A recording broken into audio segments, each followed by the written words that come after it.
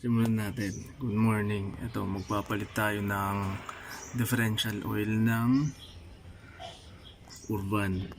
Mga tools natin. Itong 1/2 drive. Tapos torque wrench. Pansahod. Tapos yung langis na gagamitin natin. Yan. Ay.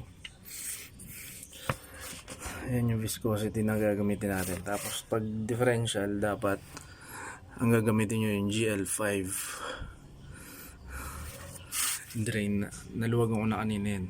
Medyo matigas. Kaya ngayon, di-drain natin. Okay, di-drain natin.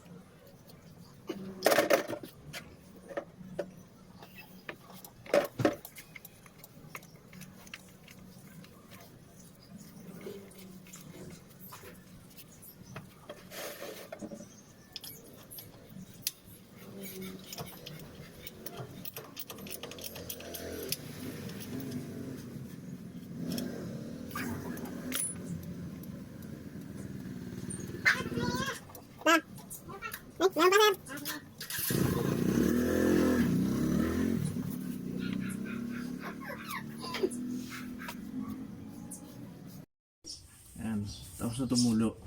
Na-drain na lahat. Tapos, isang tip pala. Kapag differential, tapos yun tong Urvan, kadalasan nilalagay nila pag 140, SAU 140, huwag kayo pumayag. Kasi, alam nyo naman nangyari dun sa gear. Sa bearing ng loob ng differential nyo. Ang ginagamit ko, GL5 75W90. Multi-grade siya, tapos sabi dito synthetic na rin to eh. Tapos may protection para sa item. Petron. Para naman pahirapan din maghanap nito. Yan. Kahit tignan nyo sa manual yan, nakalagay doon SAE 90 ang para sa differential. Huwag kayo papayag na SAE 140 ilagay nyo. Hindi, ugong galore.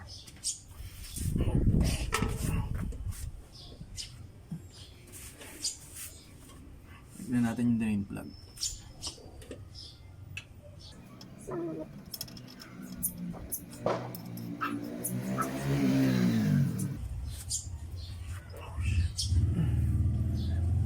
Pag mga gantong gawaan, naalala ko yung bayaw ko. Kaya dapat swerte yung mga bayaw na yan eh. Regalo sa akin to.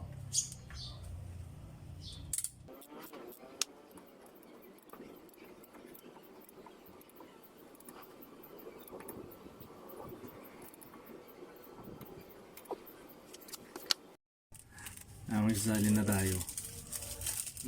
Kung wala kang pansalin, kailangan may plastic lang. Yan natin pa this time.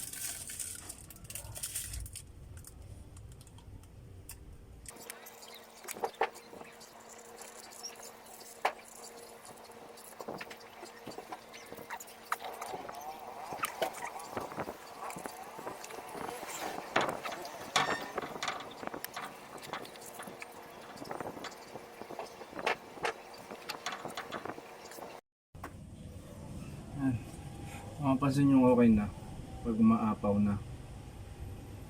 Ibig sabihin okay na yung dami nung nakalagay na ano. Gawin nyo, hipitin nyo na. Takpan na natin. Takpan na natin to. Yan. Patan nyo na lang. Tapos okay na yung good job na. Petron, baka naman. Bye bye.